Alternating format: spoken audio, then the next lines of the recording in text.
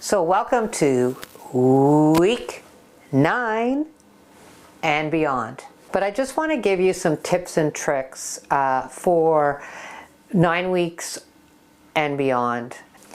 So at this point, most of you have had the go ahead. You probably don't have to go back to see the surgeon or, well, unless you've torn the other side, which I have a video about that as well. You don't, if your dog, especially because many of the dogs that I see with a torn cruciate are ball dogs. And that'll be another whole video about why I think that happens, if you haven't figured it out already. But I really highly recommend that you don't go back out to, you know, a full running with your dog, you know, for a 10K or a 5K, or throwing the ball or throwing the sticks. And the reason I say that is because your dog has been under house arrest for the past 8 weeks. And yes, you've been doing exercises and you've been a great owner and doing all the homework. However, the muscles, they take a little longer to rebuild, and they may not be prepared physically, muscles I'm talking about, maybe not mentally, but the muscles aren't prepared to do the activities that we're going to throw at our dog and that our dog was doing prior to the surgery. So my recommendations to you are this. I'm going to give you 4 things that I think are important after your last visit to the surgeon. So number 1, if your dog is a ball dog, number 1, I'm not a big fan of ball dogs. How do I put this in a way that doesn't sound degrading? So I'm not a big fan of playing ball. There is a way, because I would say 90% of the clients that come in here tell me that their dog loves the ball. So what I would say, if your dog is a ball dog, you and I both know it's not about how far the ball goes. That's for us to get our dog tired.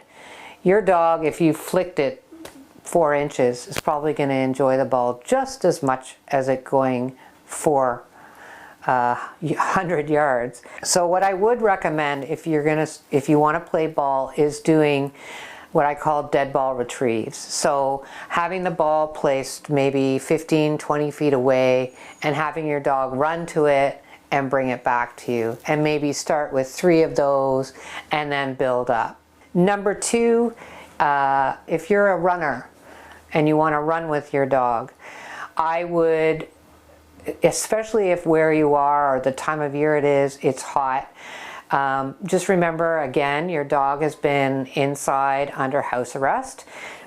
So the body is not ready for running again 5 kilometers. So if you want to start with your dog, those speed ups that we did in week 8 is a good segue, and you can build up. So let's say, like here, we have something called the running room that I'm not a good runner at all, so I can't. But at the running room, what they used to say is 5 minutes of run, 5 minutes walk, 5 minutes run, 5 minutes walk, until you could do a kilometer. So that's something I would recommend with your dog. So if you want to jog with your dog, start with a 5-minute jog and then walk for 5 and then jog for 5. I know it's not great for you if you're completely fit. I am definitely not at this point, but if you want to do that and get your dog ready to jog with you, that would definitely be the way to do it. The third thing, if your dog goes to doggy daycare, I would still be really cautious about doggy daycare, especially if where you take your dog has slippery floors and a lot of dogs roughhousing, because if the bone is not completely healed or the muscles are not ready for that jostling around and rough and tumble, you're going to end up with a muscle pull, which you don't want, because then you're going to be back at the vet to figure out which muscle it is, and then they're going to tell you crate rest, blah, blah, blah. So what I would say is, if you want your dog to go back to daycare is speak to whoever is running the daycare, and maybe if they can let your dog play for 5 minutes, 10 minutes with some not so crazy dogs, and then have them put your dog away and then let them out again an hour later. And the last recommendation, it's kind of a recommendation, is I think in week 2 or 3, I can't remember right now, I had talked about the paper test where you have your dog standing on a piece of paper, and if you can pull that paper away really easily, then you know that your dog is not fully weight bearing. And the reason I'm bringing this up is even at week 8, there are still some dogs that are still leaning on the good leg.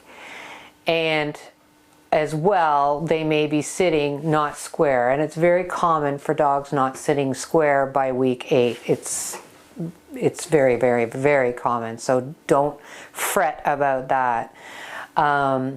It just will take a little bit of more work. But the reason I'm bringing this up is I am sure your surgeon has told you the incidence of the other leg tearing is anywhere from 30 to 60%. I would say it's even higher in my experience. And part of that is genetics. It's also partially because of weight. Like if your dog is overweight, that definitely doesn't help. But I also think that many dogs, I think what happens is that they're not fully weight bearing at the end of the rehab, so week 8, 9, 10, 11, whatever. They're not fully weight bearing on that surgical leg, and they're relying on the good leg, and eventually that good leg just can't take it anymore, or your dog goes running after a ball or a squirrel or hits a hole, and boom, it's torn. So my recommendation for you is really, really look at how weight bearing your dog is on that surgical leg using the paper test. Those are my 4 recommendations. I hope that this series has been helpful. The next series is going to feature my new puppy, Jack, who will be coming home in 2 weeks, and I want to do some injury prevention for puppies. IPP, injury prevention for puppies. Thanks for watching, take care, and if you haven't already, please like and subscribe.